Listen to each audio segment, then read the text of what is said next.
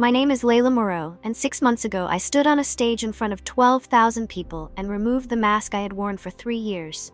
The crowd roared. Cameras flashed. My father sat in the VIP section watching his worst fear become my greatest triumph. He had told me that pursuing music would embarrass our family. That night, I won Album of the Year while he watched from a seat I paid for. The mask came off. The secret ended, and his opinion finally stopped mattering. I grew up in a house where reputation was currency. My father, Richard, owned a successful law firm. My mother, Claire, managed philanthropic committees. Everything was calculated for perception. My older brother followed the script perfectly. Law school, partnership track. I was supposed to do the same, except I loved music more than I loved approval. I started singing at 12, school choir, church solos. My voice was strong and distinctive. Teachers encouraged vocal training. I begged my parents for lessons. My father shut it down immediately. Music was a hobby, not a career. The industry was degrading. Our family had a reputation to protect. He would not allow his daughter to become some performer chasing fame. I sang anyway, quietly, in my bedroom with headphones on. I taught myself guitar from YouTube. I wrote songs in notebooks I hid under my mattress. Music felt like breathing, necessary, but I kept it secret because disappointing my father felt dangerous. High school intensified everything. I joined every music program available. My father tolerated it as extracurricular enrichment. He never attended performances. My mother came sometimes reminding me to focus on academics. Music was fine as decoration, never as purpose. Senior year, I applied to music conservatories without telling anyone. Berkeley, Juilliard, New York University. I auditioned in secret, taking buses to cities my parents thought I was visiting for college tours. I got accepted to 3 schools with scholarship offers. I was holding acceptance letters the night my father announced I would attend Princeton and study economics. He had already submitted my application. Used connections to ensure acceptance. The decision was made. I stared at him across the dinner table and felt something break inside me. Not rebellion exactly, clarity. I could obey and disappear, or I could choose myself and face consequences. I told him I wanted to study music. The table went silent. My father asked if I was joking. I said no. I had been accepted to conservatory programs. I wanted to pursue music professionally. He stood up slowly. His face was expressionless, but his voice was ice. He said if I humiliated this family by becoming some singer, I would be making a choice. He would not support it financially or emotionally. I would embarrass myself and everyone connected to our name. I had one path forward: Princeton, economics, respectability, or I could leave and never expect his help again. I chose music. I enrolled at Berkeley using scholarship money and student loans. My father stopped speaking to me completely. My mother called occasionally, but conversations were strained. I moved to Boston alone and started over. No family support. No safety net. Just music and the belief I was right about myself. Have you ever had to choose between your dream and your family's approval? Tell me in the comments. College was brutal financially, but creatively exhilarating. I worked 3 jobs while writing songs and performing at open mics around Boston. By junior year, I was writing songs that felt genuinely good. Personal but universal. Melodies that stuck. Then I made a decision that changed everything. I started recording under an anonymous identity called Luna. No face revealed, just a voice and a crescent moon logo. I uploaded songs wearing elaborate masks in every video. The mystery generated curiosity. Who was Luna? My first song gained modest traction. The second did better. The third went viral. 2 million plays in 3 weeks. Suddenly, Luna had a fan base. Music blogs wrote articles analyzing the mystery. I kept recording with producers remotely. 6 months after going viral, I had 5 million followers. A record label offered a deal. I negotiated carefully. Creative control, anonymity protected. They agreed because Luna was profitable. My debut album released when I was 24, called Unmasked Voices, songs about hiding your true self and choosing art over approval. It debuted at number 12, then climbed to number 3. Luna was mainstream. Award nominations followed. Best New Artist, Album of the Year, Song of the Year. The music industry embraced Luna despite not knowing who she was, or maybe because of it. The mystery added mystique. I attended award shows wearing designer masks. I gave acceptance speeches through vocoders that disguised my voice further. I was living my dream while my family had no idea it was me. My father never connected Luna to his estranged daughter. Why would he? He didn't follow music. He considered the industry beneath him.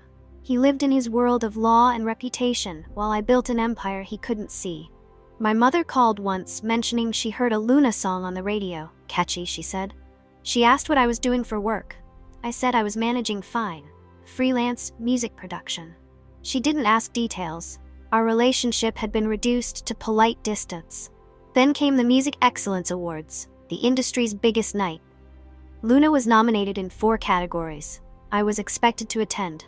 The label wanted me there. Fans wanted to see Luna.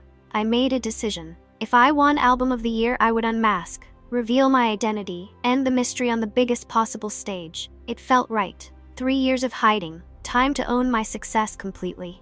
I bought 2 VIP tickets and had them delivered anonymously to my parents' address. Don't forget to subscribe to this channel. Turn on bell notification to stay updated for more revenge stories. No note, no explanation, just an invitation to attend the awards show. I didn't know if they would come. I didn't know if they would even recognize Luna's importance. But I wanted them there. Not for reconciliation, for witness. If I was ending the secret, they needed to see what their disapproval had created. The night arrived with perfect California weather. I wore a custom silver gown and an intricate mask made of crystals and white feathers. Cameras followed me on the red carpet. Reporters shouted questions about my identity. I smiled behind the mask and said nothing. Inside the venue, I scanned the VIP section and saw them. My father in his suit looking uncomfortable. My mother beside him looking curious. They came. They were about to understand everything. The ceremony moved through categories slowly. Luna won Best New Artist. I accepted the award still masked, thanking fans and collaborators through the vocoder. 2 hours later, they announced Album of the Year nominees. My heart was pounding. They read the names, then the winner. Unmasked Voices by Luna. The crowd erupted. I walked to the stage holding the trophy, feeling like I was floating. I stood at the microphone. 12,000 people watching live, millions watching broadcast globally. I thanked the label and producers. I thanked fans who connected with the music. Then I said something unscripted. I said this album was about people who tell you to hide who you are.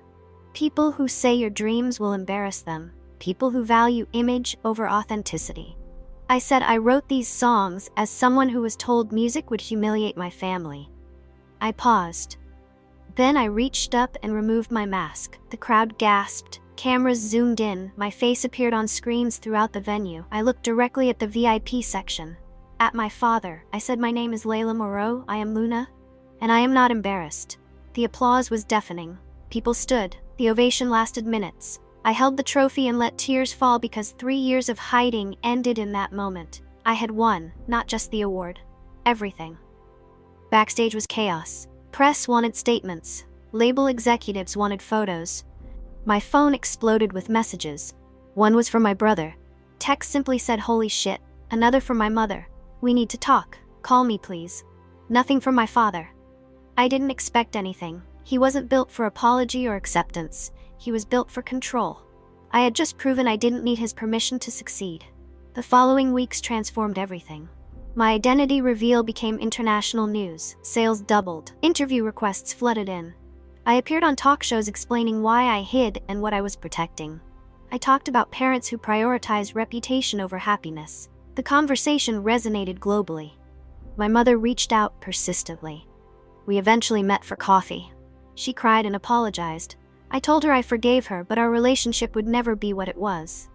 We talk occasionally now, carefully. My father never contacted me directly. But 6 months after the awards show, my mother mentioned he attended one of my concerts. He bought a ticket and sat in the back. Didn't tell anyone he was coming, just watched his daughter perform for 20,000 people. She said he cried during the final song. I don't know if that's true. I don't know if he's proud or just processing failure. His daughter became exactly what he said would embarrass the family. And instead of embarrassment, I brought art and success. I still perform occasionally masked, not to hide anymore, as artistic choice. Luna exists as a persona that represents everyone who was told to be smaller, quieter, more acceptable. The mask is a symbol now, not a shield. I wear it when I want, remove it when I want. The control is mine, that's the victory. Not the awards or the fame. The freedom to be exactly who I am without requiring his approval. Music saved my life, literally. I don't know who I would have become if I had attended Princeton. Probably someone successful by his definition, probably someone miserable by mine. I chose art over fear, voice over silence. That choice cost me a relationship with my father, but it gave me myself. That trade was worth it, every time. The family name didn't get embarrassed, it got expanded. Moreau now connects to Grammy wins and sold-out tours, to songs that help people feel seen. My father wanted me to protect his legacy. Instead, I built my own. And his name came along for the ride, whether he liked it or not. That's not revenge exactly. That's just what happens when you try to silence something that was meant to be heard. It finds a way. It always does. Thanks for watching. Don't forget to subscribe to this channel to watch more revenge and inspiring stories that will make you excited like this one. Where are you watching from? Drop your country in the comments and let us know what you think about this story.